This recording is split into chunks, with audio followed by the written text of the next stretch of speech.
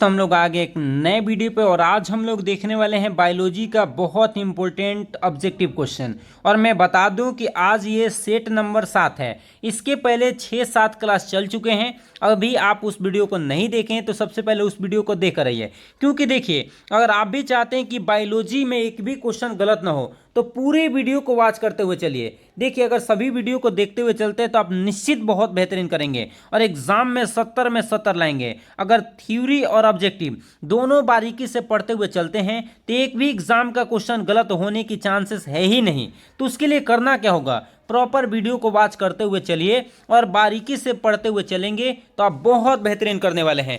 चलिए तो मैं वीडियो को स्टार्ट करता हूं और एक एक करके क्वेश्चन को समझाते हुए चलता हूं। और एक बात और मैं बता दूं कि आज की क्लास से कम 3 से 4 क्वेश्चन तो एग्जाम में रहेंगे ही रहेंगे। तो बस पूरे वीडियो को वॉच करिए, आप निश्चित बहुत बेहतरीन करने वाले हैं। देखिए जिसमें से पहला क्वेश्चन क्या दे रखा है कि सहज प्रतिरक्षा में कितने प्रकार के, यहाँ पे रोध लिख लीजिएगा, कितने प्रकार के रोध पाए जाते हैं। तो मैं बता दूं कि ये बताइए कि सहज प्रतिरक्षा किसे कहते हैं, इसको पहले बताइए। आप लोगों ने सुना होगा। देखिए प्रतिरक्षा कितने प्रकार की होती है, 2 प्रकार की होती है। इसके बारे में बता दूं, एक होती है सहज प्रतिरक्षा, मतलब वैसी प्रतिरक्षा जो जन्म से ही हमारे अंदर मौजूद होती है। जो वैसी प्रतिरक्षा जो बच्चे में जन्म से ही मौजूद होती है उसे सहज प्रतिरक्षा के नाम से हम लोग क्या करते हैं, जानते हैं। और एक होता है क्या चीज़, उपार्जित प्रतिरक्षा। उपार्जित प्रतिरक्षा हम लोग किसे कहते हैं, तो देखिए जन्म के बाद हम लोगों के शरीर में जो आता है, जो बाहर से लिया जाता है या हम लोग शरीर में आता है, उसको हम लोग बोलते हैं उपार्जित प्रतिरक्षा। समझ रहे ना। और ये सहज प्रतिरक्षा में जो रोध होता है वो 4 प्रकार का रोध पाया जाता है। कितने प्रकार का रोध पाया जाता है, 4 प्रकार का। और कौन कौन होते हैं, तो एक होता है शारीरिक रोध, दूसरा है कायिकीय रोध, तीसरा है कोशिकीय रोध और चौथा है साइटोकाइनिन रोध। ये चारों रोध आप लोग को नाम याद रखना है और यहाँ से एग्जाम में आने की चांसेस बहुत ज़्यादा रहती है। इसलिए मैं जितना भी एक्स्ट्रा मैं बताऊँ प्लीज़ आप लोग नोट डाउन करते हुए और याद करते हुए चलिएगा, क्योंकि देखिए एग्जाम में बेहतरीन करना है तो बेहतरीन पढ़ना पड़ेगा।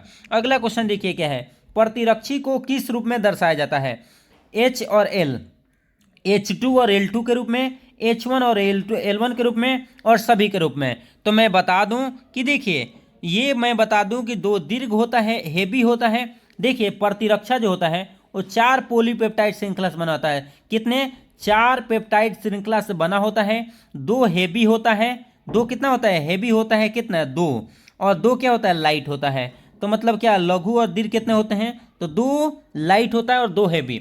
इसीलिए इसको हम लोग H2 और L2 के रूप में क्या करते हैं, प्रदर्शित करते हैं। और एग्जाम में कई बार क्वेश्चन ऐसे पूछ देता है कि प्रतिरक्षी का क्या बनाइए, चित्र बनाइए। तो आप लोगों को एनसीईआरटी में लेसन नंबर 8 में आप लोग पढ़ेंगे तो वहीं पे प्रतिरक्षी का फिगर दिया गया है, तो आप लोग उसको भी पढ़ लेंगे, इस बात को ध्यान रखेंगे। अगले क्वेश्चन पे आ जाते हैं। देखिए क्या है, ये भी क्वेश्चन बहुत ज़्यादा इंपॉर्टेंट है, बहुत। क्वेश्चन क्या दे रखा है, रोगजनक से लड़ने के लिए हमारे रक्त में प्रोटीन की सेवा कौन बनाता है। प्रोटीन की सेवा समझते हैं ना, मतलब प्रोटीन का समूह कौन बनाता है, बी लसीकाणु, टी लसीकाणु, दोनों इनमें से कोई नहीं। तो मैं बता दूं कि इसमें से बनाता कौन है, राइट जवाब जो होने वाला है बी लसीकाणु होने वाला है। बी लसीकाणु क्या करता है, हमारे शरीर में एंटीबॉडी बनाता है और इस एंटीबॉडी के सहारे हम लोग किसी भी रोगजनक से क्या कर पाते हैं, लड़ पाते हैं। तो प्रतिरक्षी बनाता कौन है, प्रोटीन की समूह कौन बनाता है, तो याद रखेंगे बी लसीकाणु। और टी लसीकाणु क्या करता है, तो सहायता करता है बी लसीकाणु को प्रोटीन की सेवा बनाने के लिए, इस बात को ध्यान रखना है। बी लसीकाणु हेल्प करते हैं और टी लसीकाणु हेल्प करते हैं और बी लसीकाणु क्या करते हैं, बनाते हैं। अगला क्वेश्चन देख लीजिए क्या है। अगला क्वेश्चन है कि एलर्जी के प्रति बनने वाला प्रतिरक्षी इनमें से कौन सा है, कौन सा है, IgA है, IgD है, IgE है, IgM है। तो मैं बता दूं कि एलर्जी के प्रति जो बनने वाला प्रतिरक्षी है वो कौन है, IgE है। और माँ का दूध जो होता है ना, तो माँ के दूध में कौन सा मिलता है, तो याद रखना है कि माँ के दूध में कौन सा मिलता है, तो IgA मिलता है। और एक बात और मैं बता दूं कि जब भी किसी महिला का प्रसव होता है उसके शुरुआती अवस्था में 1 रोज दूसरे रोज और तीसरे रोज में दो दूध निकलता है, वो पीले रंग का रहता है और गाढ़ा रहता है, जिसको हम लोग कोलोस्ट्रम बोलते हैं। और उस कोलोस्ट्रम में सबसे अधिक मात्रा में कोई एंटीबॉडी रहता है, वो रहता है IgA। याद रखेंगे, ये माँ के दूध की मैं बातें कर रहा हूँ, लेकिन एलर्जी के प्रति पूछ रहा है तो IgE होगा। इसका राइट जवाब क्या होगा? C number. और मैं बता दूं कि एंटीबॉडी टोटल 5 प्रकार के होते हैं। कौन? तो आप लोग को दिमाग से आप लोग को मैं ट्रिक बता देता हूं, इसी के सहारे याद रखिएगा। दिमाग मतलब दिमाग से IgD हो जाएगा, और इससे क्या हो जाएगा? IgE हो जाएगा। इससे क्या हो जाएगा? IgM हो जाएगा। सेम उसी तरह IgA और IgG। टोटल कितने प्रकार के एंटीबॉडी पाए जाते हैं?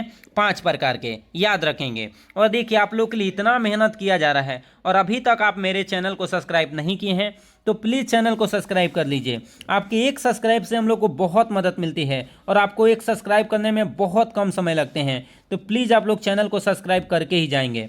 अगले क्वेश्चन देख लेते हैं क्या है। प्राथमिक लसिकाभ अंग निम्न में से कौन से होते हैं?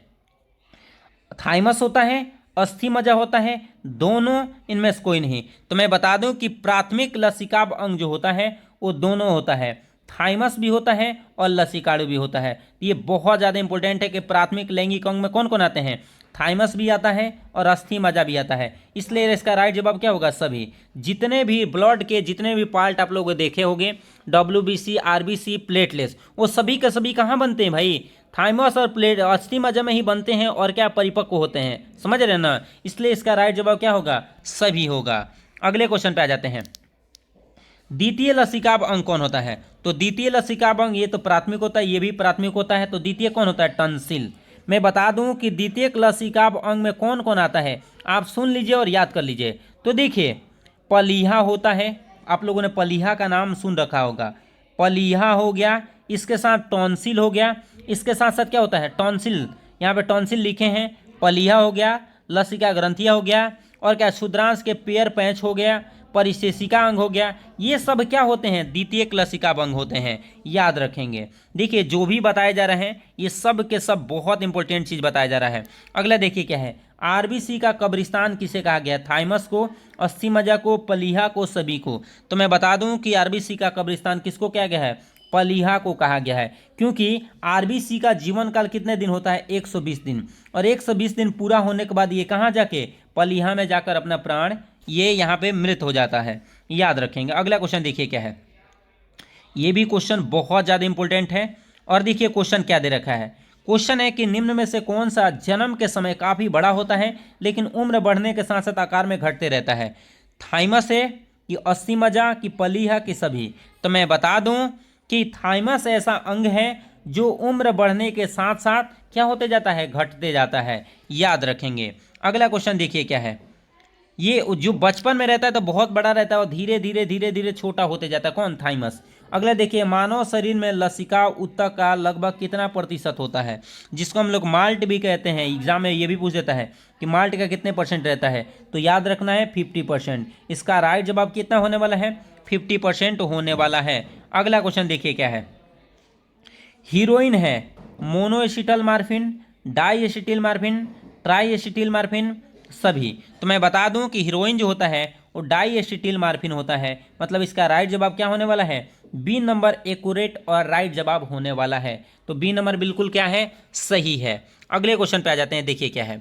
अगला क्वेश्चन क्या दे रखा है। विश्व स्वास्थ्य दिवस हर वर्ष मनाया जाता है 7 मार्च को, 7 मई को, 7 जुलाई को, 7 अप्रैल को। तो मैं बता दूं कि इसका राइट जवाब जो होने वाला है वो होने वाला है 7 अप्रैल को। 7 अप्रैल को हर साल विश्व स्वास्थ्य दिवस क्या किया जाता है?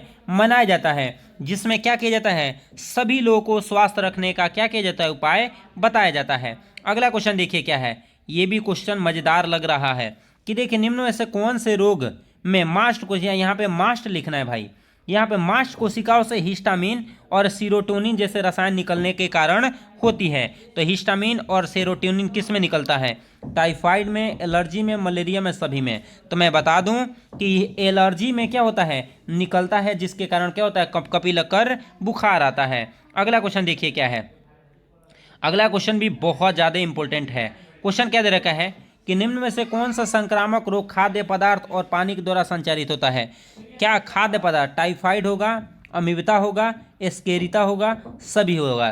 तो मैं बता दूं कि इसका राइट जवाब सभी होने वाला है, क्योंकि ये सभी के सभी आंत के होने वाली बीमारी है और यह आंत में होने वाली बीमारी है जिसके कारण यह बीमारी फैलता है। अगला क्वेश्चन पे आ जाते हैं, देखिए क्या है। अगला क्वेश्चन है, निम्न में से कौन सा कीटवाहक रोगों द्वारा संचालित होती है? फाइलेरिया है, मलेरिया है, दोनों है, इनमें से कोई नहीं। तो मैं बता दूं कि दोनों, मलेरिया और फाइलेरिया दोनों कीटवाहकों के द्वारा क्या होती है? फैलती है। अगला क्वेश्चन देखिए क्या है कि निम्न में से किस मच्छर के द्वारा डेंगू और चिकनगुनिया होता है? ऑप्शन में क्या दे रखा है? एडिज मच्छर, एनाफिलीज मच्छर, दोनों, इनमें से कोई नहीं। तो मैं बता दूं कि डेंगू और चिकनगुनिया एडिज मच्छर के द्वारा क्या होता है? फैलता है, और ये बिल्कुल सही जवाब है। देखिए, जितने भी क्वेश्चन आपको बताए जा रहे हैं ये सभी के सभी क्वेश्चन एग्जाम में पूछे गए हैं और एग्जाम में पूछे जाते हैं, इसलिए आप पढ़ते चलिएगा तो आप एग्जाम में बहुत बेहतरीन करेंगे, और उतना बेहतरीन करेंगे जितना खुद से वादा नहीं है। चलिए, तो मिलेंगे अगले वीडियो में, तब तक के लिए जय हिंद।